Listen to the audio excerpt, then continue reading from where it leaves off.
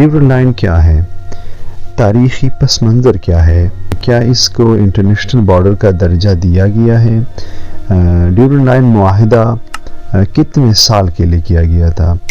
Durand line معاہدہ کے بارے میں پاکستانی حکومت کا کیا موقف ہے؟ ڈیورنڈ لائن معاہدے کے بارے میں افغانستان کی حکومت کا کیا موقف ہے؟ دوستو، آج ڈیورنڈ لائن کے بارے میں تفصیلی گفتگو کریں گے۔ اس کے تاریخی پس منظر اور ڈیورنڈ لائن کی خصوصیات کے بارے میں آپ کو آگاہ کریں گے۔ ڈیورنڈ لائن ہے کیا؟ یہ ایک سرحد ہے جو پاکستان کی مغربی جانب افغانستان کے ساتھ لگتی ہے، جسے افغانستان بین الاقوامی بارڈر تسلیم نہیں کرتا، اور ہر کچھ عرصے کے بعد اس حوالے سے حکومتی سطح سے بیانات آتے ہیں، جبکہ دوسری جانب پاکستان میں بھی ایسے لوگ موجود ہیں جو اس بات پر یقین رکھتے ہیں۔ ان کا استدلال ہے کہ یہ باقاعدہ بارڈر نہیں ہے، بلکہ انگریزوں نے سازش سے یہ لائن کھینچی تھی۔ پشتون آبادی کو الگ کیا گیا تھا اور افغانستان کے علاقے بر صغیر میں شامل کیے گئے تھے، جو بعد ازاں پاکستان کا حصہ بنے۔ ڈیورنڈ لائن کے تاریخی پس منظر۔ ڈیورنڈ لائن 2 نومبر 1893 کو مارٹیمر ڈیورنڈ کے نام کی مناسبت سے اس سرحد کا نام ڈیورنڈ لائن رکھا گیا۔ انگریز دور میں روس پر زار کی حکومت تھی، یعنی اس وقت خطے میں 2 بڑی طاقتیں سلطنتی برطانیہ اور روسی شاہی خاندان تھی، اس لیے انگریزوں کو روس کی جانب سے خدشات لاحق رہتے تھے کہ افغانستان کے راستے حملہ نہ کر دے۔ اس وقت مارٹیمر ڈیورنڈ نامی ایک انگریز سفارتکار نے افغانستان کے امیر عبد الرحمن سے بذریعہ خط رابطہ کیا اور سرحدی حد بندی کی تجویز دی۔ کچھ روز بعد انہوں نے افغانستان کا دورہ کیا۔ چند ملاقاتوں کے بعد 12 نومبر 1893 میں یہ حد بندی قائم کر دی گئی، جس کا نام مارٹیمر ڈیورنڈ کے نام کے مناسبت سے ڈیورنڈ لائن رکھا گیا۔ اس سرحد کی لمبائی 2640 کلومیٹر ہے۔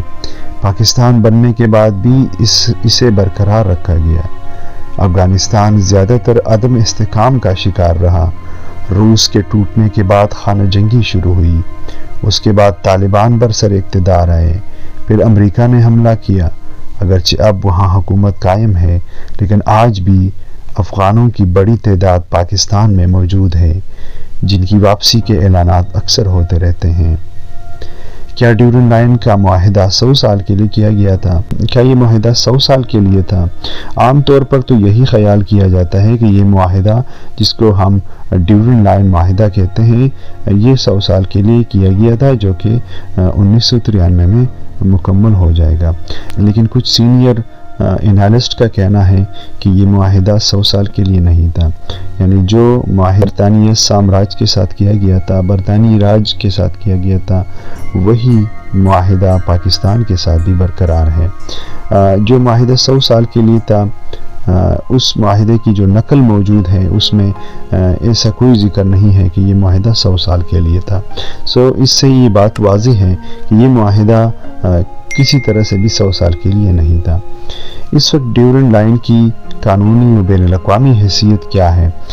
اس سوال کے جواب میں اتنا کہہ سکتے ہیں کہ جو اس معاہدے کو یا اس بارڈر کو اب انٹرنیشنل بارڈر کی حیثیت حاصل ہے، جو کہ کچھ لوگ مانتے ہیں اور کچھ لوگ نہیں مانتے۔ پاکستانی حکومت کا موقف کیا ہے اور افغانستان کی حکومت کا موقف کیا ہے؟ پاکستانی حکومت کا موقف: پاکستان شروع سے ہی ڈیورنڈ لائن کو ایک باقاعدہ سرحد مانتا آ رہا ہے۔ حکومت میں آنے والی ہر پارٹی یہی نقطہ نظر اپناتی ہے، اور حکومت میں آنے سے قبل جو پارٹیاں ڈیورنڈ لائن کے خلاف سمجھتی جاتی تھی، حکومت میں آنے کے بعد زیادہ تر خاموش ہو جاتی ہے۔ افغانستان کی حکومت کا موقف کیا ہے؟ افغانستان کی حکومت نے کبھی بھی اس معاہدے کو تسلیم نہیں کیا اور نہ ہی اس بارڈر کو بین الاقوامی بارڈر مانتے ہیں۔ ان کا خیال ہے کہ صوبہ سرحد میں جتنے بھی پختون بولنے والے اور پشتون قوم آباد ہیں، یہ سارے افغانی ہیں، اور یہاں پر افغانستان کا جو ہے وہ یہ سارا علاقہ افغانستان کا ہے، جو کہ انگریزوں نے ان سے دھوکے کے طور پر لیا تھا۔ جس کو ڈیورنڈ لائن معاہدہ کہتے ہیں۔ یہ فقط ایک لکیر نہیں ہے بلکہ ایک متنازع بارڈر ہے۔